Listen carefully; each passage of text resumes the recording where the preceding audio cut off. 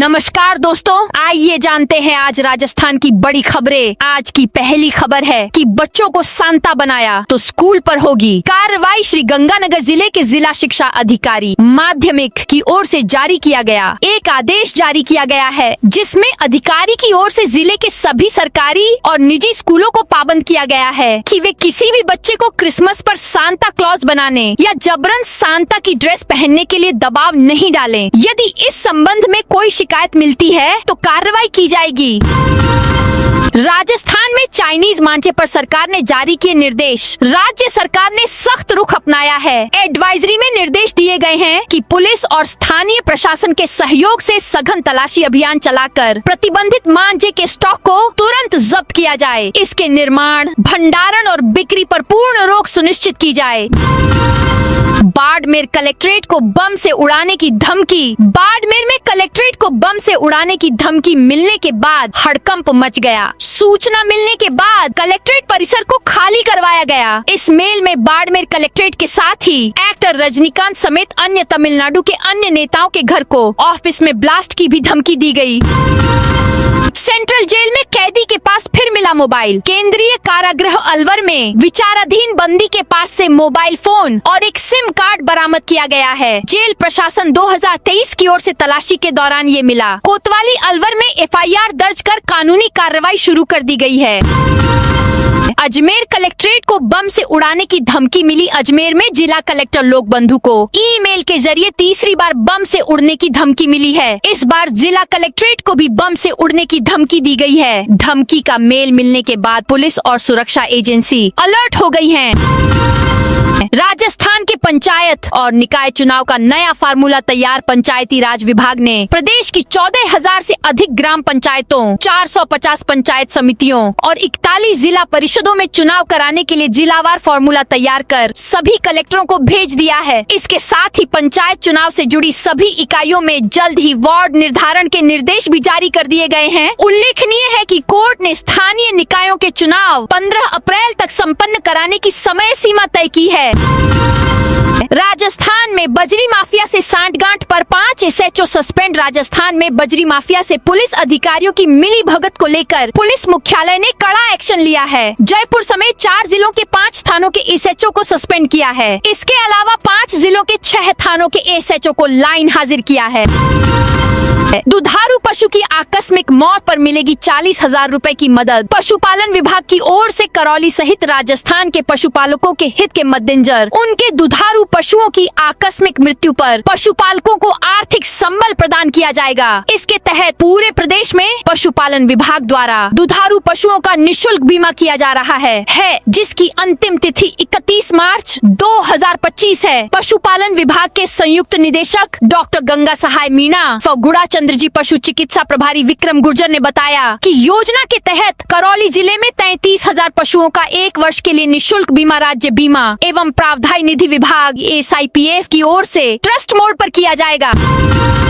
आंगनबाड़ी केंद्रों के इन रिक्त पदों पर होगी भर्ती। चिकित्सा विभाग की ओर से जिले में आशा सहयोगिनियों के रिक्त पदों के लिए भर्ती की जाएगी। इसके लिए विभाग की ओर से पात्र लोगों से आवेदन मांगे गए हैं। जिले के गांवों के आंगनबाड़ी केंद्रों में आशा सहयोगिनियों के स्वैच्छिक मानदेय सेवा के रिक्त पदों के लिए आवेदन संबंधित खंड मुख्य चिकित्सा अधिकारी के कार्यालय में जमा किए जाएंगे।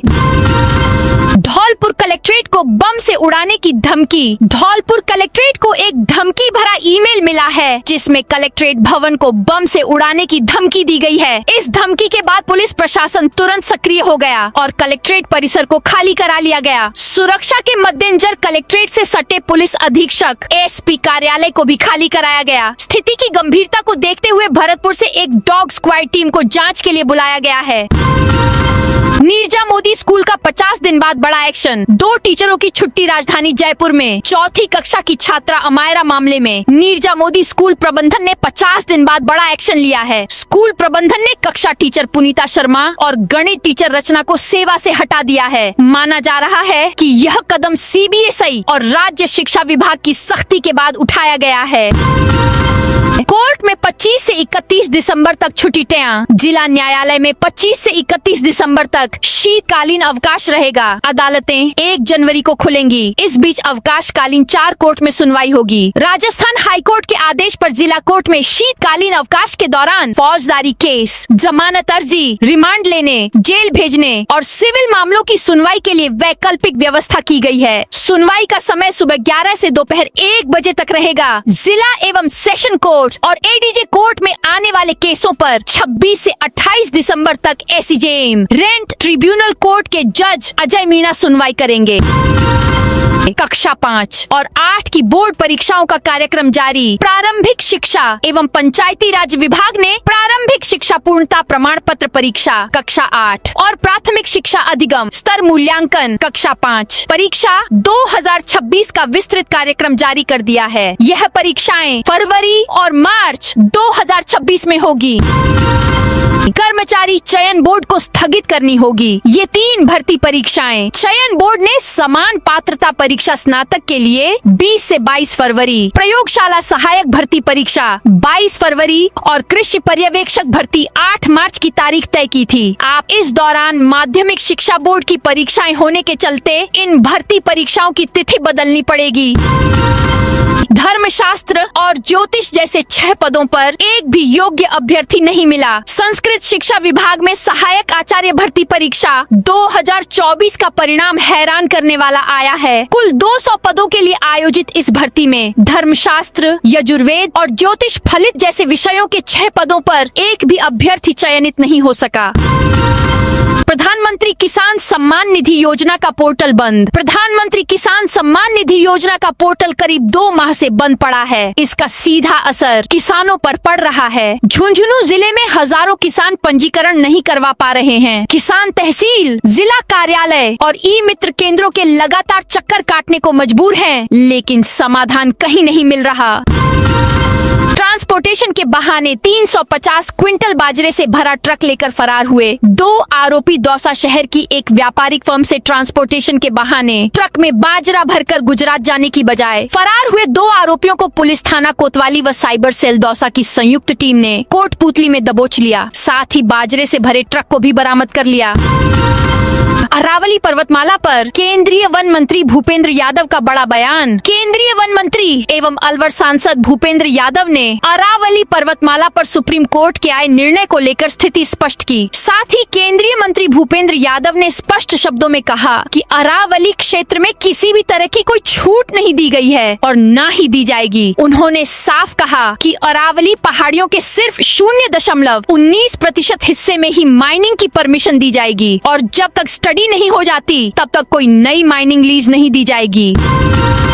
भरतपुर के 13 सरकारी चिकित्सक जयपुर तलब आरजीएचएस में दवाइयों के नाम पर काजू बादाम और घरेलू सामान लेने के मामले में अब डॉक्टर, कर्मचारी और मेडिकल स्टोर की तिकड़ी बेनकाब होती नजर आ रही है। शासन सचिव वित्त के निर्देश पर कराई गई जांच में शिक्षा और पुलिस विभाग के 17 कर्मचारियों को प्रथम दृष्टया दोषी मानते हुए निलंबित करने के बाद अब 13 राजकीय चिकित्सकों को सोमवार को जयपुर बुलाकर पूछताछ की गई। साथ ही कुछ मेडिकल स्टोर संचालकों का अभी भी भुगतान इसी के चलते रुका हुआ है। टीकाराम जूली का बड़ा बयान नेता प्रतिपक्ष। टीकाराम जूली ने कहा कि राजस्थान की जनता भोली है, चुनाव जिता सकती है, लेकिन इतनी ताकतवर भी है कि अरावली को बचा सकती है। वन मंत्री के खुद के मंत्रालय ने अरावली की पहाड़ी 100 मीटर तय करने के लिए कोर्ट से सिफारिश कराई। इसलिए कह रहा हूँ, बीजेपी के नेताओं ने डेथ वारंट पर साइन किया है। पूरी बीजेपी को भुगतना पड़ेगा। जूली सोमवार को मिनी सचिवालय के गेट के बाहर जिला कांग्रेस कमेटी की ओर से आयोजित मनरेगा का नाम परिवर्तन व संशोधन करने के विरोध में आयोजित धरना प्रदर्शन में बोल रहे थे।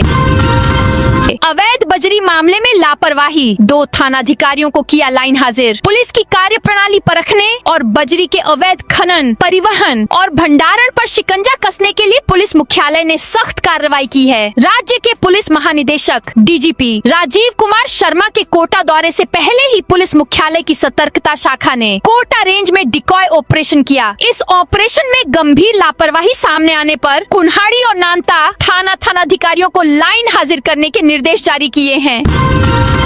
परिवहन विभाग से लिया रजिस्ट्रेशन नंबर फर्जी तो लग्जरी वाहन होगा। सीज परिवहन विभाग में 3 डिजिट नंबरों के फर्जीवाड़े मामले में अब वाहन मालिकों को नोटिस जारी किए जा रहे हैं। सभी आरटीओ कार्यालयों की ओर से प्रक्रिया शुरू की जा रही है। बड़ी बात है कि भौतिक सत्यापन के दौरान अगर किसी वाहन के लिए फर्जी तरीके से नंबर जारी किए जाने की पुष्टि हो जाती है तो उस वाहन की आरसी निरस्त तो होगी, वहीं दूसरी ओर फिर से उस वाहन का पूर्ण रजिस्ट्रेशन नहीं हो सकेगा। ऐसे में मालिक को उस वाहन से भी हाथ धोना पड़ेगा। सरकारी स्कूलों में आज होने वाला कृष्ण भोग स्थगित शिक्षा विभाग की ओर से मंगलवार को प्रदेश के सभी राजकीय विद्यालयों में प्रस्तावित निपुण मेला व मेघा पीटीएम के आयोजन को स्थगित करने के साथ अब कृष्ण भोग को भी स्थगित कर दिया है। इसके पीछे स्कूलों में होने वाले शिक्षकों की प्रतियोगिता को माना जा रहा है। यह आदेश मिड डे मील योजना आयुक्तालय ने जारी किया है। अरावली पर्वतमाला पर केंद्रीय वन मंत्री भूपेंद्र यादव का बड़ा बयान। केंद्रीय वन मंत्री एवं अलवर सांसद भूपेंद्र यादव ने अरावली पर्वतमाला पर सुप्रीम कोर्ट के आए निर्णय को लेकर स्थिति स्पष्ट की। साथ ही केंद्रीय मंत्री भूपेंद्र यादव ने स्पष्ट शब्दों में कहा कि अरावली क्षेत्र में किसी भी तरह की कोई छूट नहीं दी गई है और न ही दी जाएगी। उन्होंने साफ कहा कि अरावली पहाड़ियों के सिर्फ 0.19% हिस्से में ही माइनिंग की परमिशन दी जाएगी और जब तक स्टडी नहीं हो जाती तब तक कोई नई माइनिंग लीज नहीं दी जाएगी। आज 1200 करोड़ किसानों के खातों में राजस्थान के नागौर जिले का मेड़ता सिटी आज किसान शक्ति का केंद्र बनने जा रहा है। मंगलवार 23 दिसंबर को मेड़ता के डांगावास में आयोजित होने वाले राज्य स्तरीय किसान सम्मेलन में मुख्यमंत्री भजनलाल शर्मा और केंद्रीय ग्रामीण विकास एवं कृषि मंत्री शिवराज सिंह चौहान प्रदेश के अन्नदाताओं को करोड़ों रुपए की सौगातें देंगे। यह आयोजन राजस्थान सरकार के सफल कार्यकाल और किसान कल्याण की दिशा में एक बड़ा कदम माना जा रहा है। जयपुर में जाम से राहत का ब्लूप्रिंट तैयार। राजधानी जयपुर की सड़कों पर बढ़ते यातायात दबाव, जाम और बिगड़ती परिवहन व्यवस्था से छुटकारा दिलाने के लिए जेडीए ने जो कॉम्प्रिहेंसिव मोबिलिटी प्लान तैयार किया है उसको धरातल पर उतारने के लिए 42,000 करोड़ रुपए से अधिक चाहिए। यह प्लान वर्ष 2055 तक की आवश्यकताओं को ध्यान में रखकर बनाया गया है। ये ड्राफ्ट राज्य सरकार के पास है। माना जा रहा है कि जल्द ही इसे अनुमति मिल जाएगी। जयपुर में 30 बीघा से ज्यादा भूमि अतिक्रमण मुक्त राजधानी में अवैध कॉलोनियों और अतिक्रमण के खिलाफ जयपुर विकास प्राधिकरण जेडीए ने सोमवार को एक साथ कई जोनों में सख्त कार्रवाई की। प्रवर्तन शाखा ने जोन 9, 12, 22 और 24 में अभियान चलाकर 30 बीघा से अधिक भूमि को अतिक्रमण मुक्त कराया और 5 नई अवैध कॉलोनियों को प्रारंभिक स्तर पर ही ध्वस्त कर दिया। जोन 12 के अंतर्गत ग्राम माचावा में करीब 1 बीघा बेशकीमती सरकारी भूमि पर किए गए अतिक्रमण को हटाया गया। यहाँ अवैध रूप से बाउंड्री वाल, सड़क और अन्य निर्माण किए गए थे। जेडीए की टीम ने जेसीबी की मदद से निर्माण ध्वस्त कर जमीन को अतिक्रमण मुक्त कराया। राजस्थान में इस रेलवे स्टेशन पर होगा हाई लेवल विस्तार। जालोर रेलवे स्टेशन बिल्डिंग के नए भवन का कार्य अंतिम चरण में है। दूसरी तरफ अब रेलवे स्टेशन पर भी यात्री सुविधाओं का विस्तार होगा। रेलवे स्टेशन पर 12 मीटर चौड़ा नया फीट ओवर ब्रिज का निर्माण करवाया जाएगा। यह ब्रिज रेलवे स्टेशन के दूसरे छोर तक बनेगा, जिसमें लिफ्ट, रैंप और सीढ़ियां तीनों विकल्प मौजूद रहेंगे। जबकि स्टेशन बिल्डिंग के सामने बने पुराने इफोबी फुट ओवर ब्रिज को तोड़ा जाएगा। टोंक में डीएसटी का बड़ा एक्शन। राजस्थान के टोंक में हुक्का बार में जाकर फ्लेवर्ड नशा करने का ट्रेंड धीरे धीरे युवाओं में बढ़ रहा। ऐसे में जिले में कभी कैफे की आड़ में तो कभी चोरी छिपे हुक्का पिलाने का गैर कानूनी धंधा बढ़ता दिख रहा है। इसी को लेकर सोमवार देर रात एक बार फिर डीएसटी टीम ने टोंक शहर के थाना शहर के कोतवाल इलाके में बड़ी कार्रवाई की, जिसमें 20 चिलम, 17 मोबाइल, 15 हुक्का पाइप के साथ 23 युवाओं को जब्त किया गया। फिलहाल पुलिस मामले की जाँच में जुटी हुई है। डीजीपी ने नई लाइब्रेरी व प्रदर्शनी का उद्घाटन किया। कोटा पहुंचे राजस्थान के पुलिस महानिदेशक राजीव शर्मा ने पुलिस लाइन का निरीक्षण करते हुए कानून व्यवस्था, पुलिस कल्याण और जन सुरक्षा से जुड़े विभिन्न पहलुओं की समीक्षा की। उनके साथ अतिरिक्त महानिदेशक पुलिस हवा सिंह घुमड़िया भी मौजूद रहे। डीजीपी ने पुलिस लाइन परिसर में विकसित किए गए गार्डन, ओपन जिम और अन्य सुविधाओं का अवलोकन किया। इस दौरान पुलिस अधिकारियों व कर्मचारियों के प्रतिभावान बच्चों को सम्मानित किया गया तथा पुलिस परिवारों से संवाद कर क्वार्टरों की साफ सफाई व मूलभूत सुविधाओं से जुड़ी समस्याएं सुनी गयी। डीग में कांग्रेसियों ने किया कलेक्ट्रेट का घेराव। डीग में मनरेगा से महात्मा गांधी का नाम हटाने और योजना को कमजोर करने के विरोध में सोमवार को कांग्रेस कार्यकर्ताओं ने प्रदर्शन किया। जिलाध्यक्ष राजीव सिंह के नेतृत्व में कार्यकर्ताओं ने राष्ट्रपति के नाम जिला कलेक्टर को ज्ञापन सौंपा। खोह में अवैध खनन के खिलाफ संतों में आक्रोश। डीग जिले के खोह क्षेत्र में अवैध खनन पर रोक नहीं लग पाने से साधु संतों और स्थानीय लोगों में भारी रोष व्याप्त है। साधु संतों ने बढ़ते अवैध खनन के विरोध में सोमवार से अनिश्चितकालीन धरना प्रदर्शन शुरू कर दिया है। इस आंदोलन का नेतृत्व हरिबोल बाबा और भूरा बाबा कर रहे हैं। पंचायत निकाय चुनाव में लागू होगा ओबीसी आरक्षण। प्रदेश में प्रस्तावित पंचायती राज और नगरीय निकाय चुनावों से पहले राज्य ओबीसी आयोग ने राजनीतिक प्रतिनिधित्व सुनिश्चित करने की दिशा में तैयारियां तेज कर दी हैं। सोमवार को आयोग के राजनीतिक सदस्य प्रोफेसर राजीव सक्सेना और गोपाल कृष्ण शर्मा ने जिला परिषद सभागार में जनप्रतिनिधियों और विभिन्न समाजों के लोगों के साथ संवाद और चर्चा की। बैठक में ओबीसी के उपवर्गीकरण और जनसंख्या के आधार पर राजनीतिक प्रतिनिधित्व देने की मांग प्रमुखता से उठी। मनरेगा का नाम बदलने पर कांग्रेस का प्रदर्शन शुरू। जिला कलेक्ट्रेट के सामने सोमवार को महात्मा गांधी राष्ट्रीय ग्रामीण रोजगार गारंटी योजना मनरेगा का नाम बदलने और उसे कमजोर करने के विरोध में जिला स्तरीय धरना प्रदर्शन किया गया। चूरू जिला कांग्रेस कमेटी ने यह प्रदर्शन मनरेगा से महात्मा गांधी का नाम हटाने 21 मार्च 2023 को किया और रोजगार के कानूनी अधिकार को समाप्त करने के खिलाफ आयोजित किया। बजरंग दल ने पावटा में बांग्लादेश के खिलाफ प्रदर्शन किया। कोटपुतली के पावटा में राष्ट्रीय बजरंग दल ने बांग्लादेश में हिंदुओं और अल्पसंख्यक समुदायों के खिलाफ कथित हिंसा के विरोध में प्रदर्शन किया। कार्यकर्ताओं ने सुभाष चौक पर बांग्लादेशी सरकार के खिलाफ नारेबाजी की। विक्रम भट्ट और उनकी पत्नी की जमानत पर फिर टली सुनवाई। फिल्म डायरेक्टर विक्रम भट्ट और उनकी पत्नी की सोमवार को भी कोर्ट में सुनवाई नहीं हो सकी। जज के छुट्टी पर होने की वजह से सुनवाई आगे टल गई। अब एडीजे 3 कोर्ट में भट्ट दंपति की जमानत पर मंगलवार 23 दिसंबर को सुनवाई होगी। विक्रम भट्ट और उनकी पत्नी श्वेतांबरी पर मूवी बनाने के नाम पर 30 करोड़ रुपए की धोखाधड़ी का आरोप है। पिछले दिनों 7 दिसंबर को उदयपुर पुलिस की ओर से पकड़े जाने के बाद उन्हें उदयपुर की सेंट्रल जेल में भेजा गया था। टैक्सी संचालक 1 जनवरी से करेंगे प्रदेश व्यापी हड़ताल। ब्यावर में टैक्सी संचालक संघ के नेतृत्व में सोमवार को समस्त कॉमर्शियल वाहन चालकों ने सरकार के खिलाफ मोर्चा खोल दिया। उन्होंने अपनी मांगों को लेकर उपखंड अधिकारी एसडीएम के माध्यम से मुख्यमंत्री और परिवहन मंत्री राजस्थान सरकार को एक ज्ञापन सौंपा। ज्ञापन में लगेज कैरियर को लेकर हो रही कार्रवाई पर गहरी नाराजगी व्यक्त की गई। संघ ने चेतावनी दी है कि यदि इस समस्या का समाधान नहीं हुआ तो 1 जनवरी से प्रदेश व्यापी आंदोलन शुरू किया जाएगा। पाली में पोस्टर का विमोचन। भारतीय मजदूर संघ जिला पाली के जिलाध्यक्ष सुनील चौहान की अध्यक्षता में बैठक हुई, जिसमें पोस्टर का विमोचन किया गया। बैठक में भारतीय मजदूर संघ प्रदेश के आह्वान पर 26 दिसंबर को जयपुर मुख्यालय में आयोजित हो आने वाली प्रदेश स्तरीय रैली में ज्यादा से ज्यादा संख्या में हिस्सा लेने की बात कही, ताकि रैली को सफल बनाया जा सके। इस दौरान टोडा पंचायत प्रशासक को हटाने पर हाई कोर्ट की रोक। डीग की ग्राम पंचायत टोडा की प्रशासक कश्मीरा को पद से हटाने के आदेश पर राजस्थान हाई कोर्ट ने रोक लगा दी है। उन्हें ग्राम पंचायत की बैठकों में लगातार अनुपस्थित रहने के आरोप में हटाया गया था। जिला परिषद के मुख्य कार्यकारी अधिकारी द्वारा कराई गई जाँच में कश्मीरा को दोषी पाया गया था। इसके बाद उन्हें 17 दिसंबर 2025 को प्रशासक पद से हटा दिया गया था।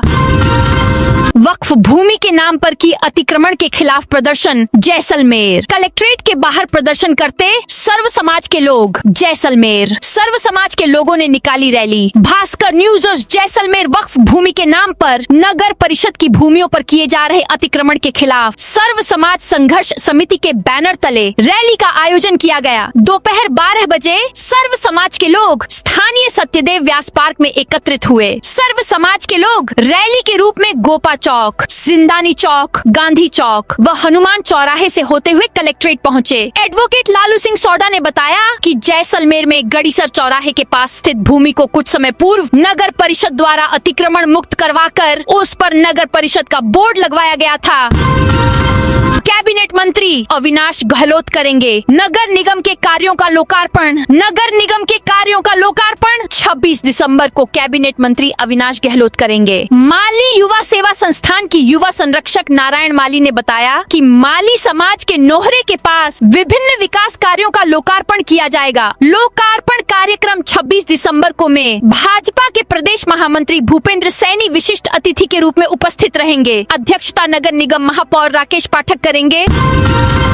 राजस्थान में कोहरे के कारण स्कूल बस एम्बुलेंस भिड़ी। राजस्थान में घना कोहरा परेशानी का कारण बन रहा है। मंगलवार सुबह सीकर के फतेहपुर में कोहरे के कारण स्कूल बस और एम्बुलेंस 10 बजे तक नहीं पहुंच पाए कि भिड़ंत हो गई। एक्सीडेंट में एम्बुलेंस ड्राइवर की मौत हो गई। आज सुबह प्रदेश के 10 से ज्यादा जिलों में घना कोहरा रहा। इनमें पाकिस्तान बॉर्डर से लगते जिलों में कोहरे के कारण विजिबिलिटी 30 मीटर से भी कम रही।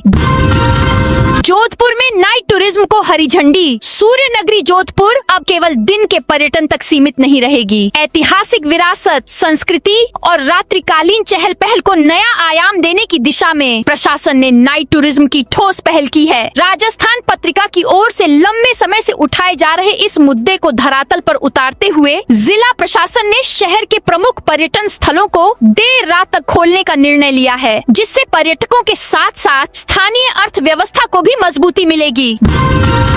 जोधपुर में धरातल पर उतरेगी एलिवेटेड रोड। शहर की बहुप्रतीक्षित एलिवेटेड रोड को धरातल पर उतारने की तैयारी शुरू हो गई है। NHAI ने इसके लिए भूमि अधिग्रहण का गजट नोटिफिकेशन जारी कर दिया है। वहीं फाइनेंशियल बिड खुलने के बाद यह भी तय हो गया है कि 669 करोड़ रुपए की लागत से इसका निर्माण किया जाएगा। महामंदिर से आखिलिया तिराहे तक 7.633 किलोमीटर लंबी 4 लेन एलिवेटेड रोड का निर्माण कार्य आगामी 2 माह में शुरू होने की उम्मीद है। तो दोस्तों, यह थी आज राजस्थान की बड़ी खबरें। आप इस वीडियो को अभी कौन से जिले से देख रहे हैं, उस जिले का नाम कमेंट में बताइए।